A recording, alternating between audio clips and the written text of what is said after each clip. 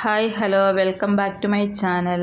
അപ്പോൾ ഇന്ന് വൈകുന്നേരം ചായക്ക് ചക്കപ്പുഴുക്ക് ഉണ്ടാക്കാമെന്ന് കരുതി. അപ്പോൾ ഫ്രിഡ്ജിൽ കുറച്ച് ചക്ക ക്ലീനാക്കി വച്ചിട്ടുണ്ടായിരുന്നു. അതെടുത്ത് ആദ്യം തന്നെ കുക്കറിലേക്ക് ഇട്ടു.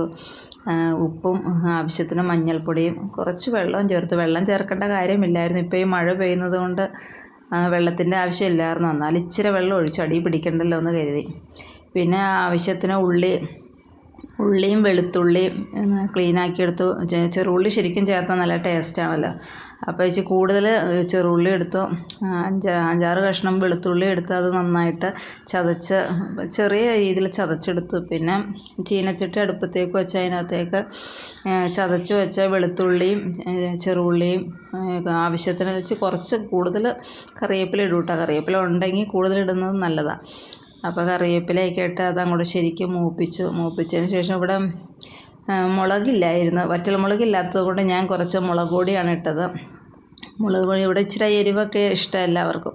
അതിന് വെച്ച് നന്നായിട്ട് മുളകൊക്കെ ചേർത്ത് വേവിച്ച് വെച്ച ചക്ക തുറന്ന് നോക്കിയപ്പോൾ നല്ല കുഴഞ്ഞായിട്ടിരിക്കണം. ഉടയ്ക്കേണ്ട വന്നില്ല. കാരണം ഈ മഴ പെയ്യുന്നതുകൊണ്ട് ചക്ക വേവിക്കുമ്പോൾ അങ്ങോട്ട് കുഴഞ്ഞു പോയി. എന്നിട്ട് നന്നായിട്ട് അങ്ങോട്ട് ഒന്നുകൂടെ ഉടച്ചപ്പോൾ ഒരു കട്ടയായിട്ട് അങ്ങോട്ട് ഇരുന്നു കേട്ടോ. നല്ല കുഴഞ്ഞ് കിട്ടി. എന്നാലും നല്ല ടേസ്റ്റ് ഉണ്ട് കേട്ടോ.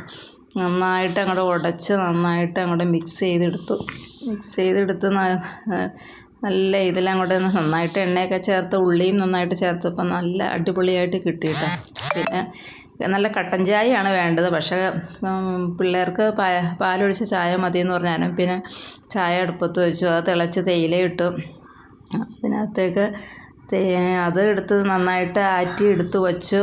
അത് പാകത്തിന് ചൂടാറ്റി വച്ചേർന്ന മക്കൾ വരുമ്പോൾ ചായ കുടിച്ചോളൂല്ലോ.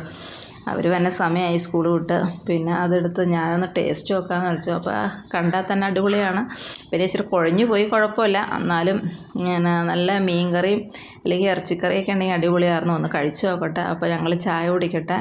എല്ലാവർക്കും ഈ വീഡിയോ ഇഷ്ടപ്പെടുകയാണെങ്കിൽ ലൈക്ക് ചെയ്യുക, ഷെയർ ചെയ്യുക, സബ്സ്ക്രൈബ് ചെയ്യുക. എല്ലാവരും ഇതിൻ്റെ അഭിപ്രായങ്ങൾ കമൻറ്റിലൂടെ അറിയിക്കുക. അപ്പോൾ അടുത്ത വീഡിയോ ആയിട്ട് വരാം. Bye bye.